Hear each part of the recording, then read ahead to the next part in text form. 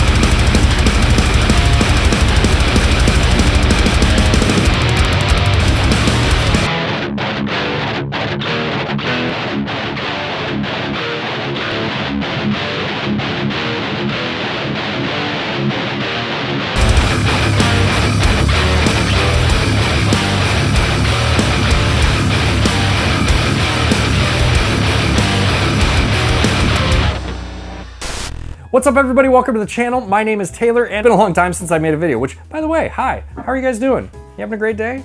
You look fantastic, by the way. And what we do here on Rip It or Skip It, like the name implies, is I'm gonna give you a look at a piece of gear, I'm gonna play through it, and then at the end of the video, I'm gonna tell you if I think you should rip it or skip it. In this case, we are looking at the Two Notes Revolt Analog Amp Sim Guitar Pedal. It's got a tube in it. So it's awesome, right? The Two Notes Revolt Guitar Amp Simulator Pedal retails for $399 US. It is a 3-channel guitar preamp pedal, meaning this will not power a cabinet on its own. You will need a separate power amp. It has a high voltage 12AX7 preamp tube. It's running at 200 volts to give you all of that tube warmth that tube enthusiasts love. On top of all of that, it has an integrated overdrive boost circuit. It has analog speaker simulation. It has an effects loop. You can also run this in 4-cable mode. There's a switch for that. It has MIDI in and out. So it doesn't say it anywhere in their marketing material now, but originally when I was reading about this, it was talking about how each channel was emulating a different classic amplifier. So you have the clean channel, which is emulating a Fender Twin sound. You have the crunch channel, which is emulating a Marshall like a 𝗦𝗘𝗍 or maybe a JCM 800. And then you have the lead channel, which is emulating a Soldano SLO 100. Now the way that I have this hooked up, I do have a tube screamer in front. That thing is off right now. I just have it in front because I know someone's gonna ask, why didn't you boost it if I don't boost it? So it's there so we can boost it. It does have a boost built into it, so you don't need a tube screamer in front. Just try to make everybody happy here. By the way, I paid full retail for this pedal with my own money, so all of these thoughts and opinions are my own. And just maybe, if you were gonna buy one and you wanted to use my link down in the description below and help out the channel, I'd really appreciate that. Now, like I said, this pedal does not have a power amp section. It will not power a cabinet on its own. So I have this little guy here. This is a power amp pedal from my buddy Shay at This Heavy Earth Effects. That power amp is running into my 𝗦𝗇 4x12 cabinet. I am miking that up with an 𝗦𝗇ce Electronics X1A microphone. Pretty typical setup for me here on this channel. The pedal is bypassed right now. It actually doesn't have an on switch. We're not off to a great start here. Let's turn on the clean channel here. It's a very, very pristine clean channel. On the clean channel, you only have a bass and treble knob and your gain and volume. You don't have a mid control. Do you really need it for a clean channel though? I don't know. Now, if you press the button twice, you'll actually get the boost circuit engaged, and you can see I have the boost circuit cranked all the way up. Let's maybe turn it down a little bit here. It's not really doing like an edge breakup thing. You know, to be honest, it's not as dynamic as I kind of expected.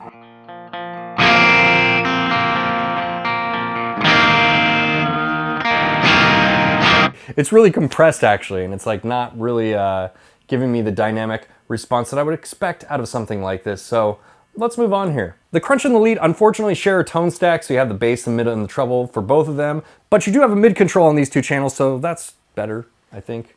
Let's dial it something like that.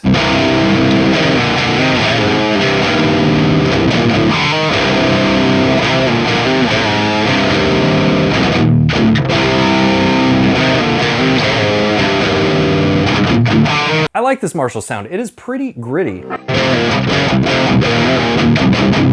And it definitely does remind me of like a JCM-800 or one of those rock amplifiers. It sounds really good when you turn the gain up too. It really makes it fill out a lot.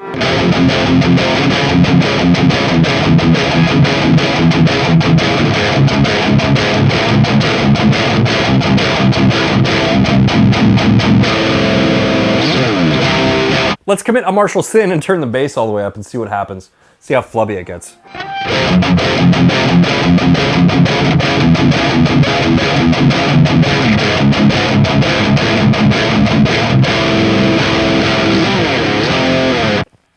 Sounds pretty good. I'm not noticing a dramatic difference there with the bass knob, but let's use the integrated boost circuit and see what happens. We get a lovely sound when we turn the boost circuit on.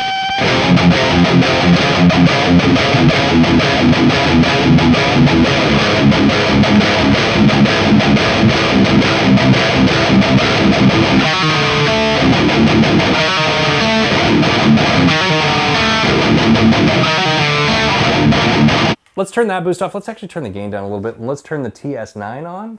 It's noisy also, but not as noisy. And it's a different kind of noisy.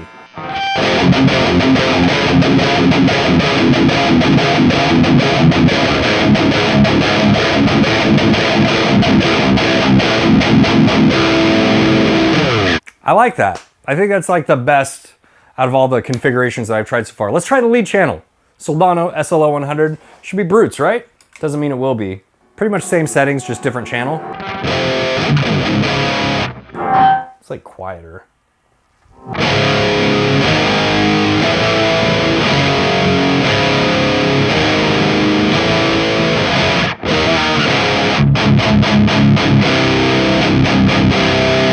The gain is really like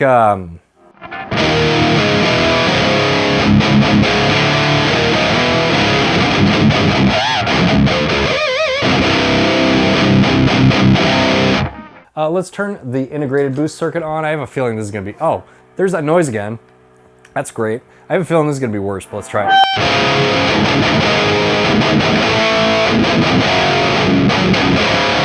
And right away we lost all the balls and actually made the distortion worse. So let's turn the gain way down, I guess. And it's still very, very quiet.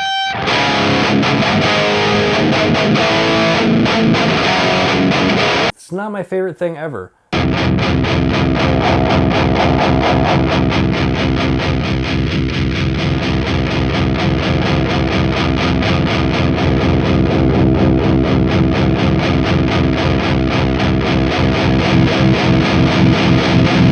Yeah, it's like there's not a ton of balls until you get the gain really high, but then once you do get the gain really high, like the gain character is just really like, it just sounds overloaded or something.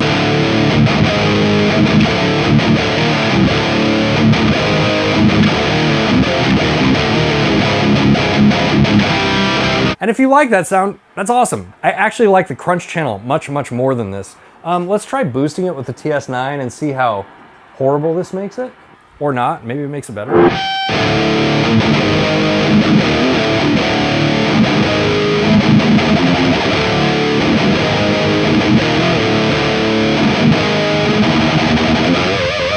Just for lack of a better term when describing this, it's just the distortion sounds like fuzzy, like a fuzz pedal or something, you know? It doesn't sound smooth. Let's go back to the crunch channel. Okay, let's do another test here real quick. I'm gonna plug into the cabinet simulation out and see what that sounds like. These are usually pretty terrible, but this is from Two Notes, and Two Notes did make a name for themselves in the IR game with the wall of sound, so maybe it's good. I don't know, we'll try it. Okay, I have everything hooked up the same way. This is directly out with the cabinet simulation on.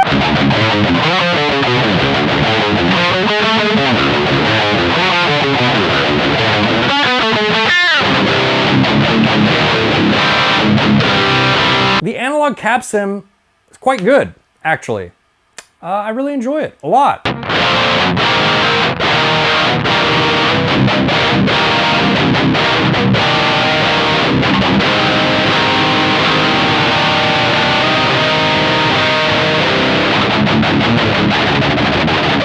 Okay, so final verdict here on the Two Notes Revolt guitar pedal. This one is a skip it for me. It's actually a pretty hard skip it. But let me finish here because this is based off my personal preference and yours might vary, so I'm gonna let you know who I think that this pedal is for. If you are the type of person that retches when you hear digital modeling, you absolutely have to have a tube in your signal path to make you happy, and you're looking for something small that you could like run directly out to front of house and have good cabinet emulation, then this could definitely be a rip it free. But I think for the vast majority of people, this doesn't really offer you a lot of value for $400. I mean, when we talk about $400 and getting like preamps, you start getting into the range of like multi-effects units like the HX Stomp or maybe like the Ampero 2 or something like that, and those just do way more things to your guitar signal than this does. And I know it's got a tube in it. It lights up, it's cool, but this thing doesn't even have a power switch. The only thing you can do here is you can bypass. It will go into bypass mode, but you can see the tube is still glowing, so there is still power running to the unit. So like, let's say you have this plugged into your studio or something like that, and you have it bypassed and you forget to like turn it off and you just leave the room, that thing is gonna run until the next time you're out there. And for me, not having a power switch on a pedal like this is just kind of egregious. And I know that this is a personal gripe and some of you may or may not share this opinion, but it's just like, just put a power switch on it, man. So again, for someone like me that is into digital modeling and just wants less things to carry around, this makes absolutely 0 sense. It is 3 channels, and depending on your play style, that might really matter to you, but if you were looking to power like a cabinet and use something live, this doesn't have a power amp section in it. You can get one of the mini amps that I have back here, which while they are 1 channel, they actually have more controls to shape your tone for that 1 channel, and it would be cheaper and power a cabinet. You could even get something like one of the Joyo band amps if you were really stuck on having that tube in your preamp signal path. And the XL versions of the band amps, while they are severely lacking in the tone stack, they do have 2 channels, and you know, you could power a cabinet with it and still come in well under the budget of one of these pedals. All right guys, do you agree with me? Do you disagree with me? Is this the best thing since sliced bread? Let me know down in the comments below. As always, if you like this video, show me some love down in the comments section, hit the like button, and I will see you in the next one. Bye guys.